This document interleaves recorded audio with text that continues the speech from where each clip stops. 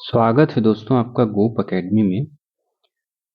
History PYQs discussion इस series में कर रहे हैं दोस्तों, और टीजीटी पीजीटी के हिस्ट्री के। तो इसका डीप एनालिसिस करते हैं और काफ़ी हेल्पफुल होता है, खासकर आगे बिहार बीपीएससी टीआरई 4 और यूपी के एग्जाम्स या जितने भी एग्जाम्स आने वाले हैं उसके लिए। चलिए शुरुआत करते हैं। आज का पहला सवाल ये है कि लोदी वंश के शासक किस जाति या प्रदेश से मूलतः संबंधित थे? क्या वे विशुद्ध तुर्क थे, तैमूरी तुर्क थे, विशुद्ध अफगानी थे या अफगानिस्तान में बसे हुए तुर्क थे? तो ये आपको बताना है दोस्तों कि पहला जो लोदी वंश था, पहला अफगान वंश था भारत में। और लोदी वंश की बात अभी हम लोग करेंगे, लेकिन इसके आंसर में हम सबसे पहले बता दें कि ये अफगानी थे दोस्तों, पठार जिसको बोलते हैं, विशुद्ध अफगानी इसको चूज करेंगे आप। अब लोदी वंश की बात आई है तो दोस्तों लोदी वंश जो था अफगानों की एक महत्वपूर्ण शाखा थी जिसको बोलते हैं शाहूखेल शाखा। तो ये शाहूखेल शाखा से संबंधित थे। इससे पहले दिल्ली के सभी शासक जितने हुए हैं सुल्तान, वो सब तुर्क रहे हैं। लोदी वंश पहला वंश रहा है जो अफगान रहा है, पठान रहा है, विशुद्ध अफगानी कह सकते हैं। ठीक है, तो लोदी वंश का जो शासन काल होता है 1451 से 1526 के बीच में होता है। और लास्ट जो अंतिम शासक रहते हैं इब्राहिम लोदी, 1517 से 1526 के बीच में उनको ही पानीपत के प्रथम युद्ध में बाबर हराता है। इब्राहिम लोदी युद्ध में मारा जाता है और इसके साथ ही लोदी वंश समाप्त हो जाता है और दिल्ली सल्तनत का भी अंत हो जाता है और साथ में मुगल साम्राज्य की शुरुआत होती है। तो 21 अप्रैल 1526 को पानीपत का प्रथम युद्ध हुआ था। ये जानकारी आपको होनी चाहिए। लोदी वंश की बात इसी के साथ हो जाए तो इसमें 3 प्रमुख शासक हैं दोस्तों। एक तो बहलोल लोदी है जो 1451 में इसकी स्थापना करता है, और उसके बाद सिकंदर लोदी आता है जो जिसके नाम से आप सुने होंगे कि 1504 में आगरा शहर की स्थापना इसने की थी और अपनी राजधानी भी बनाया था। तो बहलोल लोदी, सिकंदर लोदी और इब्राहिम लोदी ये लोदी वंश के शासक रहे हैं। इनके कालक्रम को भी देख लो कि 1451 में लोदी वंश की स्थापना बहलोल लोदी द्वारा, और 1489 तक चलते हैं। उसके बाद सिकंदर लोदी 1517 तक, फिर इब्राहिम लोदी 1517 से अंतिम पानीपत तक 1526 तक चलते हैं। इसके बाद बाबर ने यहाँ पे मुगल साम्राज्य की स्थापना कर दी। दूसरा प्रश्न हमारा ये है कि अलाउद्दीन खिलजी, देखो पिछली चैप्टर में भी, पिछले वीडियो में भी हम लोग अलाउद्दीन के बारे में पढ़े थे। तो ऐसे देखो दोबारा आया तो ऐसे रिवीजन होता रहेगा, तो इस तरीके से बहुत सारी चीजें अच्छे से तैयार हो जाएंगी। इसको सुनते रहना है। तो अलाउद्दीन खिलजी द्वारा बाजार नियंत्रण जो व्यवस्था थी या आर्थिक अधिनियमों के पीछे उसका प्रमुख कारण क्या था? क्या वो जन कल्याण करना चाहता था? क्या वो सीमित वेतन में अपने सैनिकों को संतुष्ट रखता था? और तीसरा ये है कि हिंदू सौदागरों और व्यापारियों पर नियंत्रण रखना उसका काम था, या अवैध व्यापारिक गतिविधियों को प्रतिबंधित करने के लिए था? तो आपको इसमें बताना है क्या है। तो दोस्तों जब अलाउद्दीन ये काम करता है तो वो सीमित वेतन में अपने सैनिकों को संतुष्ट रखना चाहता था। ठीक है, सीमित वेतन में अपने सैनिकों को संतुष्ट रखना चाह रहा था, इसलिए ऐसा उसने किया था। तो वैसे अलाउद्दीन का उद्देश्य तो राजनीतिक ही था। अगर इसके पीछे उद्देश्य की बात करोगे तो इसमें ये आ जाएगा कि भाई वस्तुओं के मूल्य बढ़ने न पाए, इसको रोकना ही उसका प्रमुख उद्देश्य था, ताकि लोगों को, सैनिकों को आसानी से अपने परिवार को पालने में कोई समस्या न हो और वो अपना काम भी अच्छे से कर सके। इसी के साथ ही अलाउद्दीन के बारे में भी हम लोग थोड़ा सा समझ लेंगे, जैसे कि पिछले चैप्टर में भी हमने अच्छे से देखा था कि क्या था, और वही चीजें हम लोग फिर से दोहराएंगे ताकि याद हो जाएंगे। ठीक, तो अलाउद्दीन खिलजी जैसे कि शासक, जो शासन काल था उसका 1296 से 1316 तक रहता है। सबसे शक्तिशाली शासक था, यूं कह लीजिए कि खिलजी वंश इसी से ही फला फूला और सबसे शक्तिशाली महत्वाकांक्षी सुल्तान रहा। इसके बाद ज्यादा दिन चला भी नहीं, 4 साल चला। 1320 में फिर तुगलक वंश आ जाता है। तो दिल्ली सल्तनत का विस्तार और दक्षिण भारत तक करता है ये। और सिकंदर ए सानी की उपाधि धारण करने वाला या दूसरा सिकंदर इसको बोला जाता है, तो वो कौन था? अलाउद्दीन खिलजी ही था।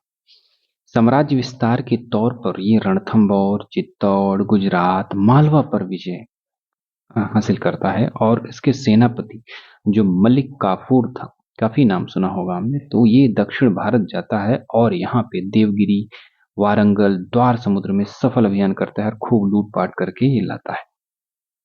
सैन्य सुधार की बात करोगे तो सैनिकों को नगद वेतन देना शुरू किया था, ये सवाल में था। और वहीं दाग यानी घोड़ों को दागना, और हुलिया यानी जो उस घोड़े को चलाने वाला सैनिक था उसका हुलिया लिखना, यानी फोटो आज की पासपोर्ट साइज समझ लो कि कौन है क्या है। इसकी शुरुआत उसने की थी। तो अस्थायी नियमित सैनिक रखने की भी शुरुआत इसने ही की थी। किसने? अलाउद्दीन खिलजी ने। वहीं बाजार नियंत्रण नीति लाया, क्योंकि बाजार में अगर नियंत्रण नहीं रहेगा तो मूल्य अनिश्चित रहेंगे और कालाबाजारी होती रहेगी, जिससे कि लोगों में अफरा तफरी मचेगी और शांति व्यवस्था नहीं बन पाएगी, जिसकी वजह से शाहना ए मंडी यानी बाजार निरीक्षक नियुक्त किए उसने, ताकि निश्चित मूल्य और कालाबाजारी रोकी जा सके। वहीं राजस्व सुधार में जमीन की पैमाइश करवाकर उन्होंने 50% लगान के रूप में तय किया। तो जब अलाउद्दीन खिलजी आता है, लगान के तौर पे 1/2 या 50% आंसर आप लगाएंगे। स्थापत्य कला की बात करें तो वो कुतुब अलाई दरवाजा, सीरी का महल और हजार सेतुन, ये 3 इंपॉर्टेंट है बहुत ज्यादा। अलाउद्दीन खिलजी के बारे में जो स्थापत्य कला में है, निर्माण में है। अलाई दरवाजा कुतुब मीनार परिषद में है, सीरी का किला और हजार सेतुन, हजार खंभों वाला महल जो है। अंत में इसकी बीमारी हो जाती है और 1916 में, हालांकि लास्ट में मलिक काफूर काफी परेशान करता है, आंतरिक षड्यंत्र कर लेता है, जिसकी वजह से वो काफी परेशान रहा था अलाउद्दीन खिलजी। अंत में ऐसा कहा जाता है कि उस स्वयं का मांस खाने लगा था। तो इसकी वजह से वो 1316 में वो मृत्यु हो जाती है। उसके बाद खिलजी वंश का तेजी से पतन भी होता है। जैसा कि बताया कि 1320 में खिलजी वंश समाप्त हो जाता है, तुगलक वंश चालू हो जाता है। लेकिन इसके पुनः थोड़े अभियान की बात कर लें और विद्रोहों की बात करें अगर, तो उत्तर भारत में जो अभियान करता है, तो प्रमुख रूप से कौन से अभियान है अलाउद्दीन खिलजी के? तो गुजरात में 1299 में राजा कर्णदेव को पराजित करता है। और वहीं 1301 में रणथंभौर हमीर देवरा को पराजित करता है। वहीं 1303 में चित्तौड़ को रावल रतन सिंह को पराजित करता है। ये मूवी में देखे होंगे, प्रसिद्ध जौहर कर होती है रानी पद्मिनी की। वहीं मालवा 1305 में महलक देव को हराता है। दक्षिण भारत में कपूर जाता है, मलिक कपूर, वो बहुत सारे जैसे देवगिरी, द्वार समुद्र, मथुरा सब पर लूटपाट करता है और वार्षिक कर तय करके वापस आ जाता है। वहीं वारंगल 1310 में प्रताप रुद्र देव से कोहिनूर हीरा प्राप्त करता है। विद्रोह के तौर पर भतीजे ने ही उसका विद्रोह कर दिया था, अकद खान जिसका नाम था, सोते हुए हमला किया था। उमर व मंगू खां था जो भांजों की बगावत थी, ये इंपॉर्टेंट है। हाजी मौला का विद्रोह किसके शासनकाल में हुआ था? तो अलाउद्दीन खिलजी के शासनकाल में हुआ था। दिल्ली में तख्ता पलट की कोशिश की गई थी। वहीं नवीन मुसलमान जो कि मंगोल थे, दिल्ली में बसा दिए गए थे। तो दिल्ली में मंगोलों का जो षड्यंत्र होता है उसका कत्लेआम करवाया था। तो ये अलाउद्दीन खिलजी के काल में होता है। जब विद्रोह होने लगे तो उसने कड़े नियम लगाए कि भाई शराब और जुए पर पूरी तरीके से बैन होगा। अमीरों के आपसी मेल जोल को शादियों पर सुल्तान की मंजूरी अनिवार्य हो गई। और गुप्तचर प्रणाली यानी बरीद को बेहद मजबूत किया गया। जनता और सरदारों पर भारी कर लगाए ताकि धन की कमी रहे। तो ये सब खाने के लिए ही परेशान रहेंगे तो क्या युद्ध करेंगे। ठीक है, अगले सवाल पे चलते हैं कि मोहम्मद बिन तुगलक, MBT की बात आ गई भैया। सांकेतिक मुद्रा का प्रचलन संबंधी प्रयोग किस कारण से विफल रहा था? तो ये किस कारण से रहा था? तो आप बताइए, क्या विदेशी व्यापारियों द्वारा सांकेतिक मुद्रा स्वीकार न करना था, व्यापक स्तर पर नकली सिक्कों की ढलाई थी, सांकेतिक सिक्कों का घटियापन था, या सांकेतिक मुद्रा को गलाकर धातु के रूप में उपयोग था? तो दोस्तों इसका सीधा सा आंसर यही है कि व्यापक स्तर पर नकली सिक्कों की ढलाई के लिए था ये। चूंकि एमबीटी की मोहम्मद बिन तुगलक की बात हो रही, तो इसने प्रतीक मुद्रा के रूप में चांदी के सिक्के के स्थान पर चांदी का जो सिक्का था उसको हटाया और तांबे का सिक्का प्रचलित किया। और प्रतीक मुद्रा पर, जो प्रतीक मुद्रा थी उसकी, उस पे अरबी और फारसी दोनों में लेख लिखे थे, दोनों भाषाओं में। आगे चलकर जब चांदी प्रचलन से बाहर हो गया तथा भूमध्य कह रहे भू राजस्व का जो भुगतान था वो जाली प्रतीक मुद्रा में किया जाने लगा, तो यही कारण रहा है मुख्य रूप से कि सांकेतिक मुद्रा संबंधी जो प्रचलन था वो आसानी से विफल हो गया, ये कह सकते हैं। ठीक है, अब मोहम्मद बिन तुगलक के बारे में थोड़ा सा देख लें। तो मोहम्मद बिन तुगलक कब आता है दोस्तों? 1325 से 1351 के बीच में इसका शासनकाल रहता है। तुगलक वंश कब स्थापित होता है? तुगलक वंश खिलजी वंश के बाद 1320 में, अभी हमने अलाउद्दीन की बात की, उसके बाद 1320 में तुगलक वंश आ जाता है। दूसरे जो शासक होते हैं मोहम्मद बिन तुगलक होते हैं, इसके पहले गयासुद्दीन तुगलक होते हैं जो 1920 से 1925 तक शासन करते हैं, उसके बाद बनते हैं मोहम्मद बिन तुगलक। तो 1325 में सुल्तान बना गयासुद्दीन तुगलक की मृत्यु के बाद मोहम्मद बिन तुगलक, और राजधानी परिवर्तन करता है 1326-27 में। कहाँ से? दिल्ली से देवगिरी ले जाता है, देवगिरी यानी दौलताबाद, जो कि महाराष्ट्र में है। राजधानी बदलता है लेकिन भारी असुविधा हो जाती है और 1335 में इसे वापस दिल्ली लौटना पड़ता है। इसके कई कारण थे, और दोआब में कर वृद्धि करता है 1328-29 में, और गंगा यमुना क्षेत्र में अकाल के बावजूद इसने कर बढ़ाया था, जिससे किसानों में विद्रोह हो गया था। हालांकि ये बहुत पढ़ा लिखा था, बहुत ही समझदार माना जाता था, लेकिन फिर भी ये जरूरी नहीं है कि समझदार और पढ़ा लिखा भी अच्छा प्रशासक भी बने। हालांकि अकबर अंगूठा छाप था, पढ़ा नहीं लिखा नहीं था, लेकिन उसके प्रशासन में इसलिए उसका अकबर महान भी कहा जाता है, जबकि पढ़ाई से उसका दूर दूर तक नाता नहीं था जानकारी से, जितना ये जानकार था। हालांकि और सांकेतिक मुद्रा की जब बात आती है, तो तांबे या कांसे के जो सिक्के जारी किए थे, तो वो 1329-30 की बात है। फर्जी सिक्कों के कारण योजना 1331-32 में इसको भी वापस लेना पड़ा, और वहीं कराचिल अभियान के लिए तैयार होता है, और 1332-33 में कुमाऊं की पहाड़ियों में जाता भी और असफल हो जाता है, वहां कोई सैनिक बच के वापस नहीं आता है। वहीं 1333 में इब्न बतूता का आगमन होता है मोहम्मद बिन तुगलक के शासनकाल में, जो कि मोरक्को का यात्री था, और इसकी पुस्तक काफी इंपॉर्टेंट है जिसका नाम है रहला। वहीं दक्षिण भारत में दो, विजयनगर साम्राज्य और बहमनी साम्राज्य, इसी के शासनकाल में स्वतंत्र हुए थे, तो वो थे मोहम्मद बिन तुगलक। जबकि विजयनगर साम्राज्य 1236 में, और उसके 10 साल बाद लगभग बहमनी साम्राज्य स्वतंत्र हुआ था। बहमनी साम्राज्य अलाउद्दीन हसन बहमन शाह द्वारा, और वहीं विजयनगर साम्राज्य हरिहर और बुक्का द्वारा। इसकी मृत्यु सिंध के थट्टा के पास विद्रोह दबाते समय बीमारी से हो गई थी दोस्तों। ये 20 मार्च 1351 की बात है, और इसके जस्ट बाद बनता है मोहम्मद फिरोज शाह तुगलक। ठीक है, 1351 से 1388 तक रहता है। चलो ठीक है, आगे बढ़ते हैं। हाँ, फिरोज शाह तुगलक का भी यहीं पे आ गया है। तो फिरोज शाह तुगलक ने किसकी स्मृति चिरस्थायी करने के लिए जौनपुर नगर की स्थापना की थी? दोस्तों अभी हमने बात की एमबीटी की, मोहम्मद बिन तुगलक की, उसी की स्मृति में फिरोज शाह तुगलक ने जौनपुर नगर की स्थापना की थी। तो ये क्या हो जाएगा? मोहम्मद बिन तुगलक। चूंकि ये चचेरा भाई था, तो थोड़ा सा एफएसटी के बारे में पढ़ लें। तो फिरोज शाह तुगलक मोहम्मद बिन तुगलक के बाद शासक बनता है 1351 से 1388 के बीच में, और उसका चचेरा भाई था, तुगलक वंश का अगला सुल्तान भी बनता है। अब इसने जन कल्याणकारी कार्य बहुत ज्यादा किए थे, बहुत से नगरों को बसाया था, नहरें निकाली थी, और धार्मिक कट्टरता के लिए भी जाना जाता था। तो प्रमुख कार्य के तौर पर देखें तो जब सिंध थट्टा में मोहम्मद बिन तुगलक की मृत्यु हो जाती है, तो उसके बाद राज्याभिषेक होता है 13 मार्च 1351 में। डेट उतना इम्पोर्टेंट नहीं है।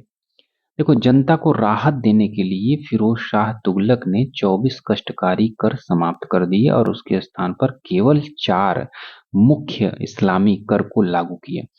तो टैक्स में बहुत ज्यादा सुधार कर किया था। वहीं खराज के तौर पे जो खराज होता था, उपज का 1/10 भाग यानी भूमि कर जो लेता था, तो 1/10 भाग लेता था। वहीं जकात जकात मुसलमानों पर धार्मिक कर था, जो कि मुसलमानों पर ही सिर्फ था, वो 2.5% था जकात। वहीं जजिया जो है गैर मुसलमानों पर धार्मिक कर था, धार्मिक सुरक्षा कर था। तो इतिहास में जब आता है कि पहली बार ब्राह्मणों पर जजिया लागू किसने किया था, तो वो फिरोज शाह तुगलक ने किया था, ये याद रखिए।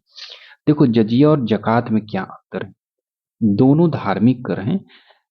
जो जकात है मुसलमानों पर धार्मिक कर है, जो जजिया है गैर मुसलमानों पर धार्मिक कर है, यानी हिंदू, सिख, मुस्लिम, इन सब पे। सॉरी, मुस्लिम नहीं, मुस्लिम को छोड़ के बाकी सब पे। ठीक है। खुम्स क्या था वहीं पे? खुम्स था लूट का माल, जो कि 1/5 सुल्तान लेता था और 4/5 सैनिक लेता था। इसका मतलब क्या है, इसको समझ लो। देखो, मान लो 100 रुपए लूट के मिले, ठीक है, तो इसमें 1/5 मल्टीप्लाई कर दो, ये सुल्तान लेता था। सुल्तान, तो कितना हो जाएगा? 5×2 = 10, जीरो बच जाएगा, तो यानी 20 रुपए सुल्तान के पास चले जाएंगे। वहीं 4/5 सैनिक लेगा, यानी 100 का 4/5 करोगे तो 5×2 = 10, 20, और 20 का मल्टीप्लाई 4 में करोगे तो 80, 4×2 = 8, 80। 80 रुपए जो था वो सैनिकों के पास रहता था, ऐसे समझ सकते हैं, ठीक है। वहीं 1353 और 1359,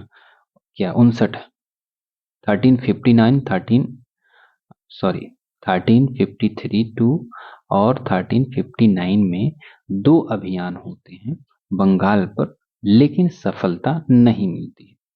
ये भी छोड़ दो। ये जरूरी है कि हर्ब ए शर्ब 10%। हर्ब ए शर्ब क्या था? ये एक सिंचाई कर था, यानी सिंचाई कर का नाम था हर्ब ए शर्ब, जो कि 10% लगता था। यानी भारत में सिंचाई के लिए प्रसिद्ध जो नहरों का जाल बिछाया था, वो सतलुज से घग्गर तक सिंचाई कर वही था कि नहर से जो पानी लोगे तो उसका 10% आपको कर देना पड़ेगा। नहर नगरों की बहुत ज्यादा स्थापना की थी, लगभग 300 से ज्यादा नगरों को बसाया था फिरोज शाह तुगलक ने। उसमें प्रमुख रूप से हिसार, फिरोजाबाद, दिल्ली का जौनपुर अभी हमने देख लिया कि भाई जूना खान यानी एमबीटी की याद में, फतेहाबाद प्रमुख शहर में थे। और कुतुब मीनार की चौथी और 5वीं मंजिल की मरम्मत कराई थी उन्होंने, जो कि बिजली गिरने से क्षतिग्रस्त हो गया था। तो कुतुब मीनार को जो कुतुबुद्दीन ऐबक, इल्तुतमिश और फिरोज शाह तुगलक तीनों का नाम आ जाता है इसके निर्माण में। वहीं नए विभाग की स्थापना होती है, जिसमें दीवान ए खैरात, खैरात मतलब बांट देना, खैरात में बांट देना, यानी अनाथों, विधवाओं, गरीब लड़कियों के विवाह में दान विभाग था ये खैरात में। दीवान बंदगी, बंदगी से आप समझ सकते हैं कि बंदी यानी गुलाम की देख रेख के लिए विभाग था, और दरबार में लगभग 1,80,000 गुलाम रहते थे, क्योंकि इसको बड़ा गुलामों का शौक था फिरोज शाह तुगलक को। वहीं दारुल शिफा, जनता से मुफ्त इलाज के लिए धर्मार्थ अस्पताल खोला था उसने, वो दारुल शिफा था। वहीं इसकी मृत्यु हो जाती है 81 यानी 81 ईयर की आयु में फिरोज शाह तुगलक की मृत्यु हो जाती है। इसके बाद तुगलक वंश का तेजी से पतन हो जाता है। ठीक, अगले सवाल पे चलते हैं। और वह कौन सा सुल्तान था जो स्वयं को नायब ए खुदाई या ईश्वर का प्रतिनिधि कहता था, खुद को कहता था? इल्तुतमिश, बलबन, अलाउद्दीन खिलजी या गयासुद्दीन? तो दोस्तों, ये था बलबन। जो बलबन था वो नायब खुदाई या ईश्वर का प्रतिनिधि यानी जिल्ले इलाही, जो कि फारस के राजत्व से प्रेरित था। वहीं राजा जो होता था, इसका मतलब मानना था कि जो राजा है वो जिल्ले इलाही है, और जिल्ले इलाही का मतलब होता है ईश्वर का प्रतिनिधि, ईश्वर का प्रतिबिंब। ठीक है। और इसका बलबन का मानना था क्या मानना था कि भाई सुल्तान का जो हृदय है वो दैवीय अनुकंपा की एक विशेष निधि है, इस कारण इसका अस्तित्व जो है अद्वितीय है, यानी राजा का। तो गयासुद्दीन तुगलक के बारे में थोड़ा सा देख लें। तो दोस्तों तुगलक जो था, गयासुद्दीन तुगलक, सॉरी तुगलक बोल रहा हूँ बार बार, बलबन जो था, गयासुद्दीन बलबन 1266 से 1287 के बीच में रहता है। हालांकि ये इल्तुतमिश के जो चालीसा बनाया था उसका भी ये सदस्य रहा था और अच्छे से परिचित था, इसीलिए जब ये शासक बनता है सबसे पहले वो चालीसा को ही समाप्त कर देता है। ठीक है। तो मामलुक वंश का सबसे शक्तिशाली शासक की बात करेंगे तो वो बलबन ही था और दिल्ली सल्तनत की प्रतिष्ठा को पुनर्स्थापित किया। और इसकी जो नीति थी रक्त और लौह की नीति, ब्लड एंड आयरन पॉलिसी जो थी, विद्रोहियों और डाकुओं को कठोरता से दमन करने की नीति थी। वही जो चालीसा या तुर्कान चहलगानी की बात हमने की, इसका उन्होंने अंत किया था। इल्तुतमिश द्वारा बनाए गए 40 गुलाम सरदारों का एक गुट था जिसको चालीसा कहा जाता था, उसको समाप्त कर दिया और सुल्तान की सत्ता सरोपर रहे ताकि उसके सत्ता के सुल्तान के ऊपर कुछ भी न रहे। वहीं राजत्व सिद्धांत किंगशिप थ्योरी थी कि स्वयं को नियामती खुदाई, ईश्वर का प्रतिनिधि, जिल इलाही, ईश्वर की जो छाया होती है उसको अपने आप को घोषित करा किया और दरबार में सिजदा और पैबोस, दरबार में सिजदा यानी सुल्तान के सामने झुककर प्रणाम करना, और पाबोस या पैबोस जो सुल्तान के पैर चूमना लेट कर। तो ये प्रथा की शुरुआत की। साथ में नवरोज मनाना शुरू किया जो कि फारसी त्योहार था। एक सैनिकों के पुनर्गठन के लिए यानी सैन्य गठन के लिए एक विभाग बनाया जिसका नाम रखा दीवान ए आरिज। तो दीवान ए आरिज अलग से पूछता है कि किसने संगठन गठित किया था, तो बलबन ने किया था। गुप्तचर प्रणाली, राज्य में मजबूत गुप्तचर बरीद नियुक्त किए, अलाउद्दीन ने भी नियुक्त किया था ना। महत्वपूर्ण तिथियों में देखो, सुल्तान नासिरुद्दीन महमूद का प्रधानमंत्री था ये 20 साल तक, क्योंकि इसका शासनकाल जो रहा है वो 1246 से 1266 के बीच में रहा है। और इसी शासक यानी नासिरुद्दीन महमूद से अपनी बेटी का विवाह भी बलबन ने किया था, शायद हमीदा नाम था, चेक कर लीजिएगा आप अगर हो तो, हालांकि इतना इम्पोर्टेंट नहीं है। वहीं 1266 से नासिरुद्दीन की मृत्यु के बाद गयासुद्दीन बलबन के नाम से गद्दी पर बैठता है। 1279 1279 में बंगाल के सूबेदार तुगरिल खां का विद्रोह क्रूरतापूर्वक दमन कर देता है। वहीं 1285 में मंगोल आक्रमण के दौरान उसका प्रिय एक पुत्र था जो इसका नाम था शहजादा मोहम्मद, वो मारा जाता है, उससे बहुत दुखी होता है और 1287 में पुत्र शोक और वृद्धावस्था के कारण बलबन की मृत्यु हो जाती है। ये बलबन का मकबरा है दोस्तों, वर्तमान में भी है ये।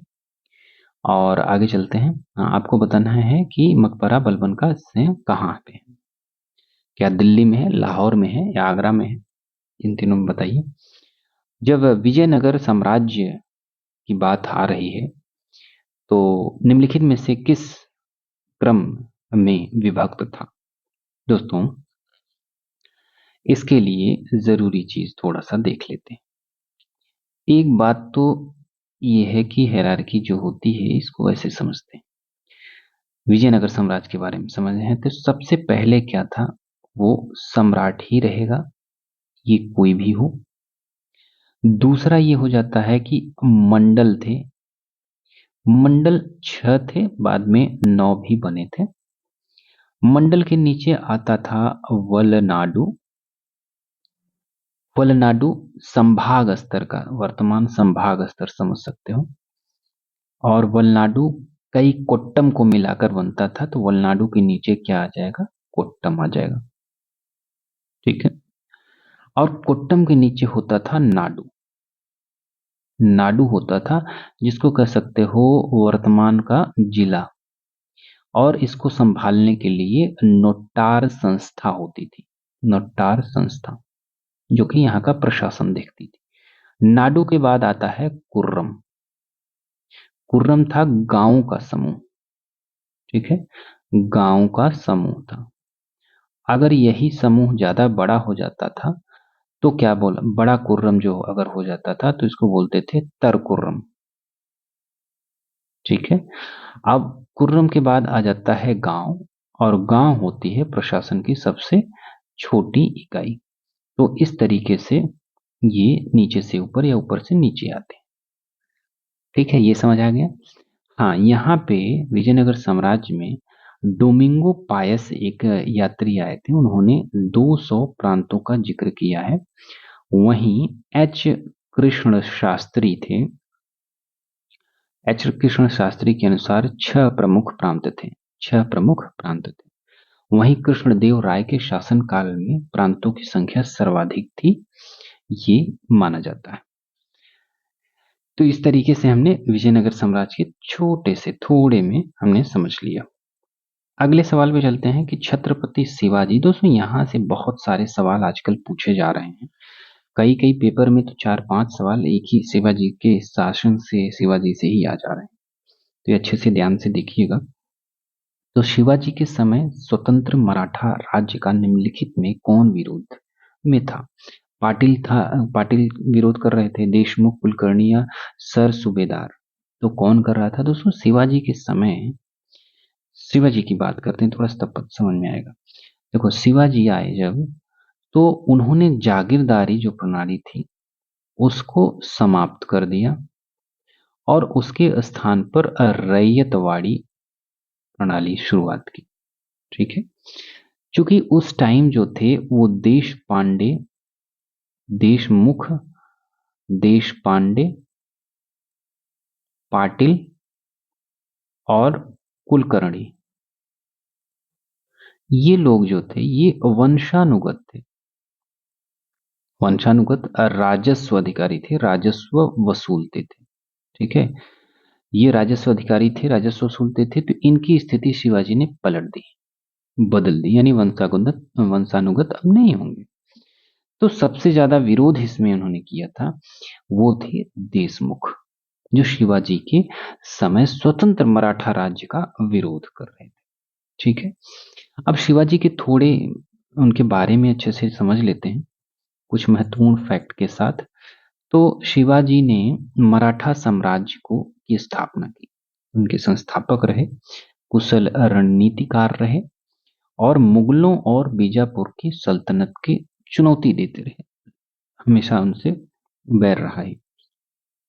जो हिंदवी स्वराज है उसकी स्थापना करना इनका उद्देश्य था, उनका सपना था। तो छत्रपति शिवाजी की बात आती है तो 1630 ईस्वी में 19 फरवरी को शिवनेरी के किले पुणे में इनका जन्म होता है। इनके पिता जो थे शाहजी भोसले और माता जीजाबाई, और गुरु थे समर्थ रामदास और कोंडदेव। कोंडदेव से इन्होंने अस्त्र शस्त्र सीखा था।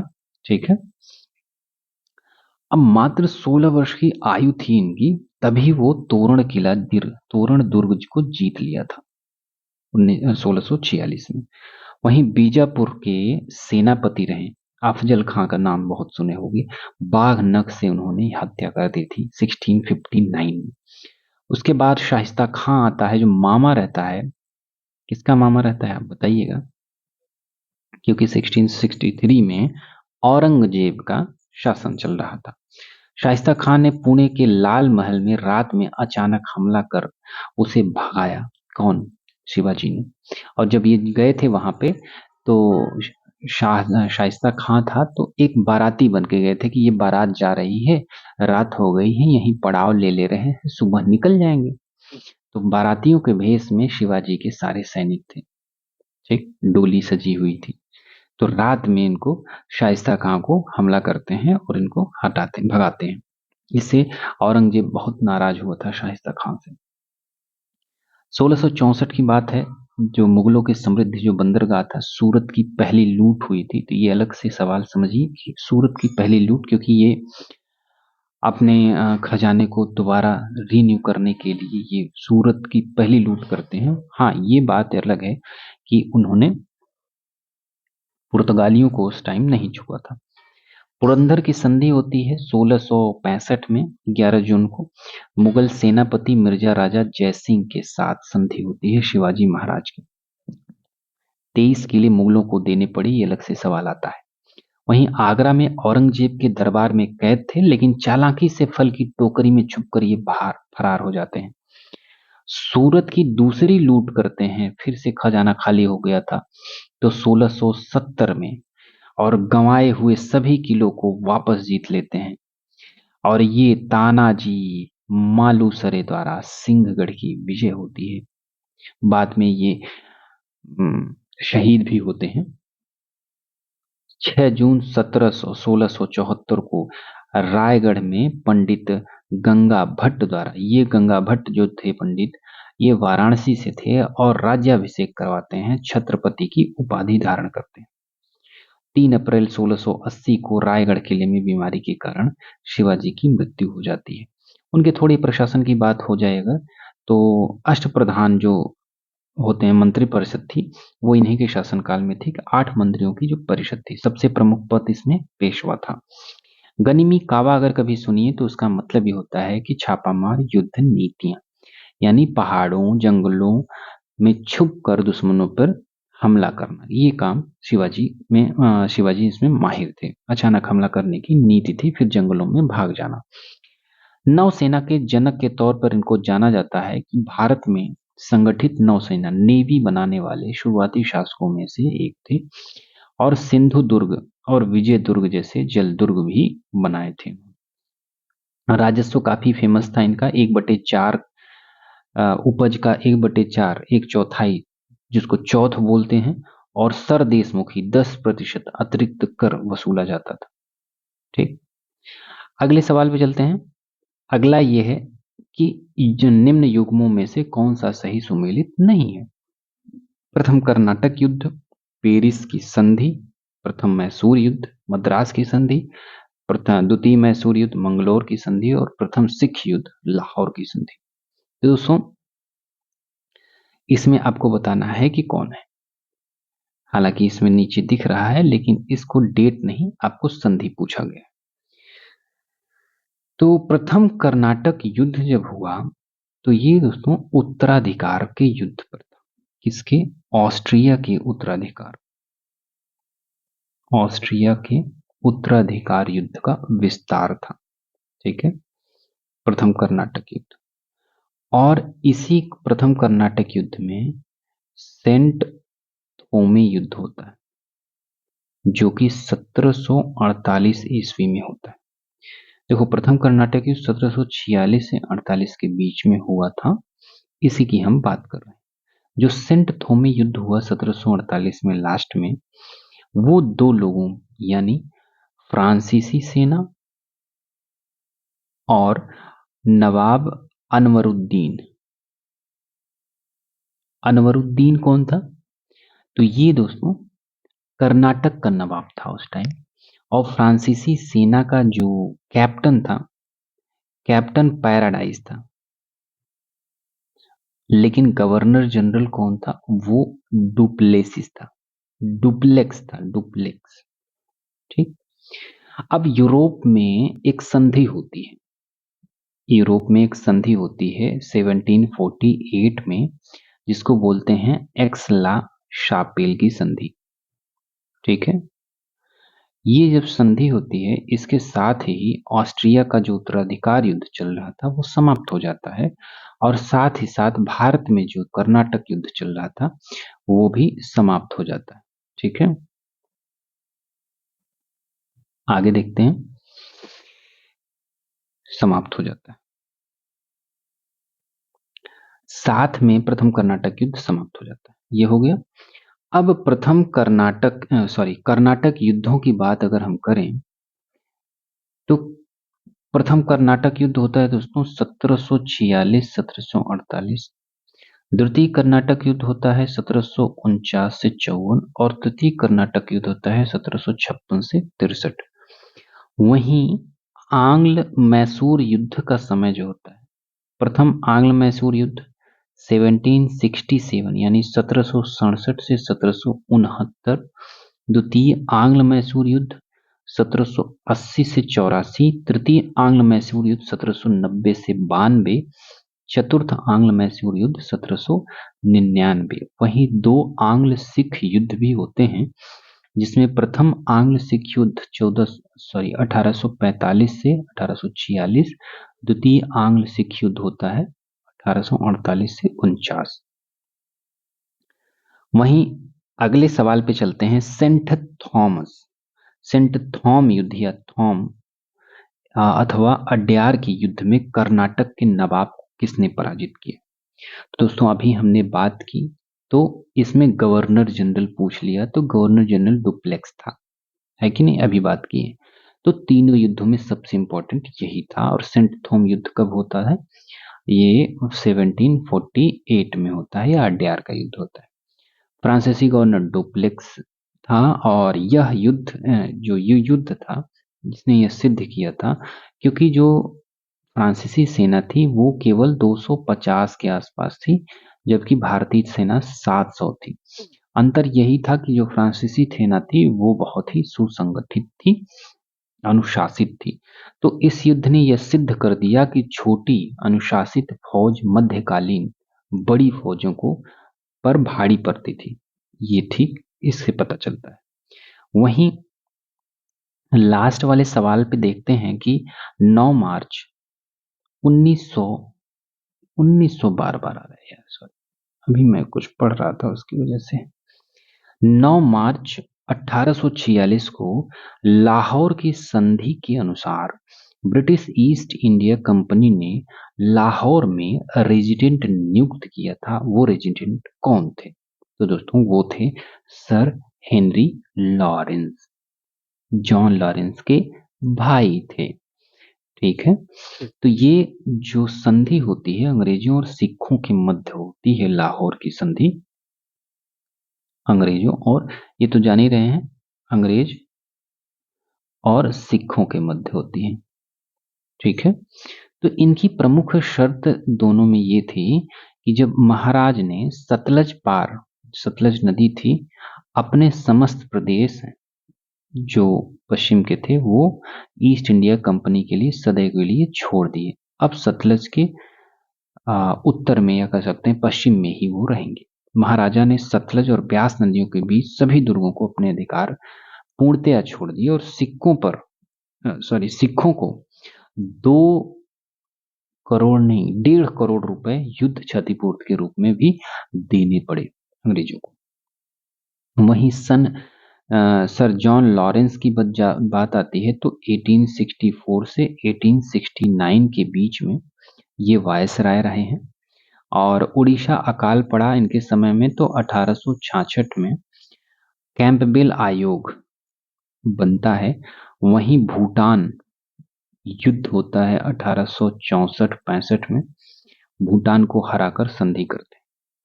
जब कर्नल स्लीमैन की बात आती है तो इनके साथ एक ठगी प्रथा के उन्मूलन की बात हो जाती है, तो इन्होंने ठगी प्रथा का उन्मूलन किया था। साथ ही साथ 1849-50 में इन्होंने अवध की रिपोर्ट तैयार की थी, जिसके आधार पर कुशासन का आरोप लगाकर 1856 में डलहौजी ने अवध को विलय कर लिया था। वहीं स्लीमैन ने 1828 में भारत में पहली बार डायनासोरस की हड्डियों की खोज की थी, जीवाश्म इसको मिला था। एक चीज और है कि 1835 में ठगी एवं डकैती विभाग बनाया गया था, जो कि लॉर्ड विलियम बेंटिंग का समय था। वहीं चार्ल्स नेपियर लास्ट में बसते हैं। इनके लिए यह है कि 1843 में सिंध विलय जो होता है उसके लिए होता है। इनका चर्चित कथन एक था कि हमें सिंध पर अधिकार करने का कोई हक नहीं है, फिर भी हम ऐसा करेंगे, और यह एक लाभदायक, उपयोगी एवं मानवीय नीचता होगी। ये इनका कथन है, काफी बार पूछा गया है। फिर भी इसके बाद सिंध गवर्नर इनको बनाया गया, और बाद में 1849-50 में भारत के मुख्य सेनापति ये रहे हैं, चार्ल्स नेपियर। तो इस तरीके से हमने ये वीडियो कंप्लीट कर लिया है दोस्तों। तो मिलते हैं अगले वीडियो में। धन्यवाद, थैंक यू।